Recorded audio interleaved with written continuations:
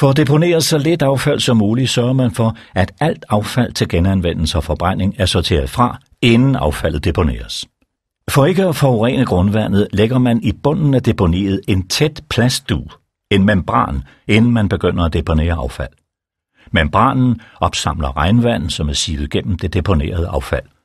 Det forurenede regnvand, perkulat, pumpes til behandling på et renseanlæg. I takt med, at affaldet deponeres, arbejdes der med tunge maskiner på affaldet, så det neddeles og komprimeres, så det fylder mindre. For at undgå, at lettere affald blæser væk, overdækker man jævnligt affaldet med jord. Og med tiden nedbrydes affaldet. På de gamle deponier, hvor der også er deponeret organisk affald, dannes der gas ved nedbrydningen. For at undgå problemer med gassen, opsamler man den i boringer og sender den til anlæg, hvor gassen bruges til produktion af varme og elektricitet.